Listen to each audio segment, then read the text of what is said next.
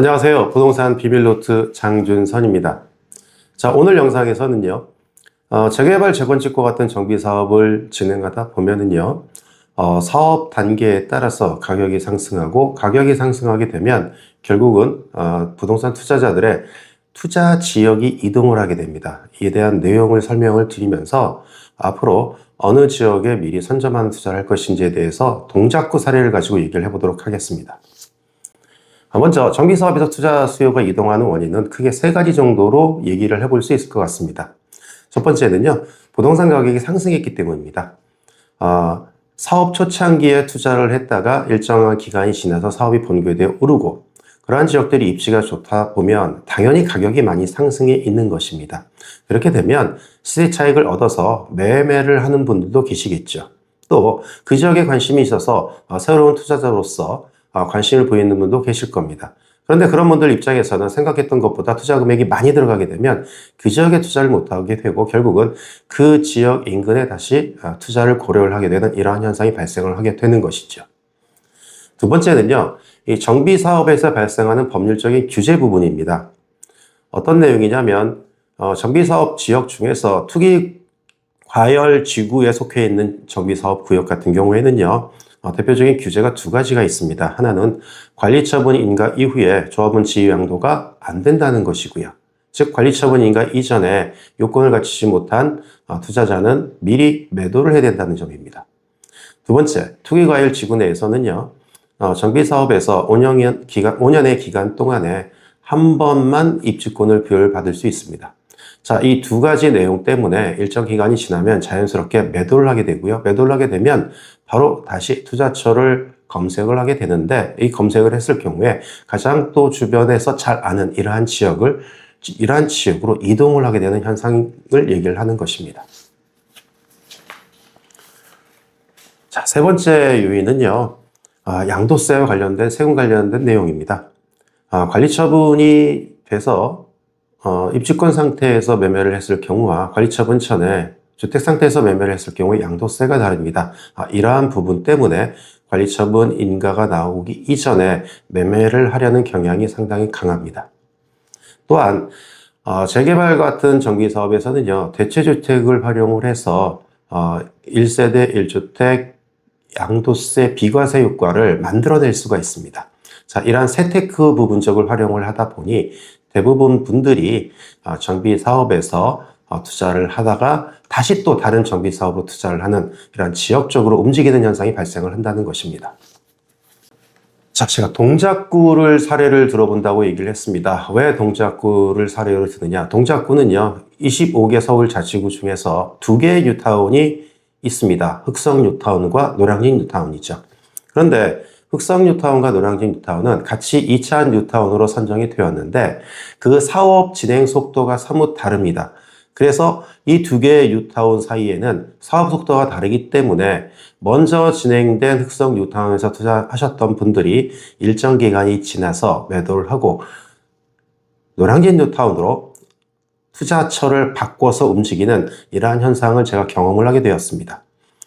지금 흑성 뉴타운 같은 경우는요, 11개 구역 중에서 대부분이 사업이 완료가 돼서 입주를 해버렸습니다.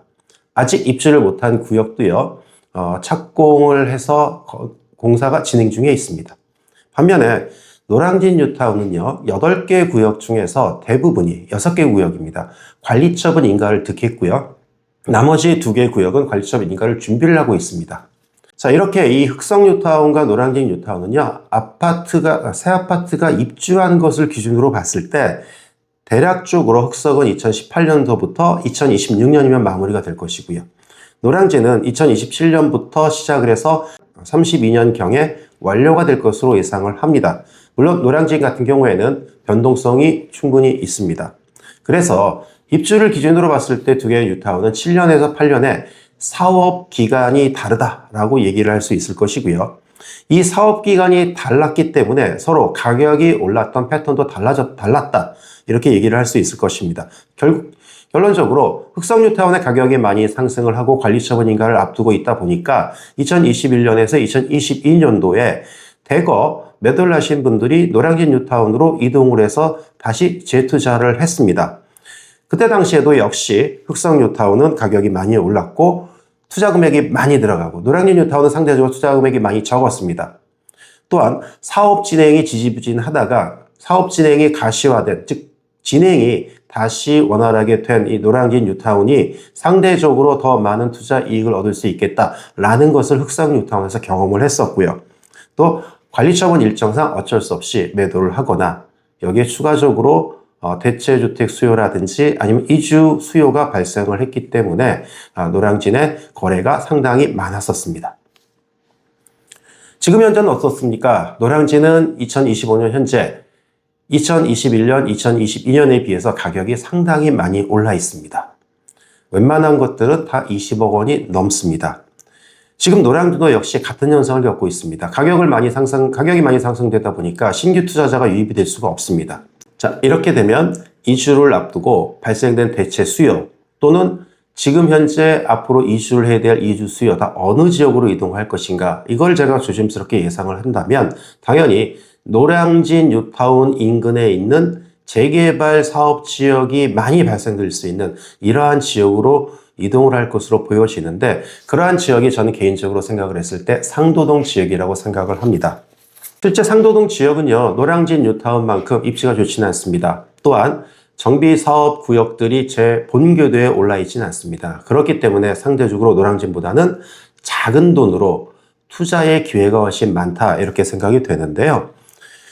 실제 지난 2021년부터 서울시의 재개발 규제 완화 정책의 영향으로 상도동 일대에는 신속통합 재개발이나 모아타운, 또 역세권 개발 사업 등 다양한 구역들이 많이 분포되어 있습니다. 특히나 입지가 좋은 역세권 개발 지역에는요, 상도역이라든지 장승배기역, 이 일대는 전부 다 개발 구역이 설정되어 있는 상태입니다.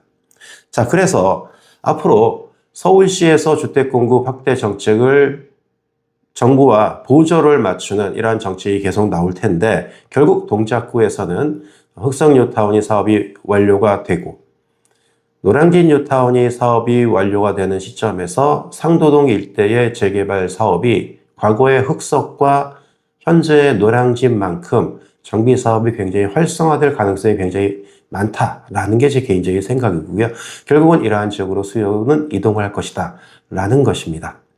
특히나 상도동 지역은 아직까지 개발 지역으로 설정될 만한 지역들이 많이 남아 있습니다. 특히 숭실대 입구역과 같은 곳은 역세권 개발로 개발이 가능할 것이고요. 이러한 지역까지 개발 지역이 확대가 된다면 그 일대 지역은 전부 과거의 뉴타운과 같은 다양한 개발 지역이 분포해서 앞으로 대규모 아파트 지역으로 변화될 가능성이 아주 높다라고 생각을 하고 있습니다.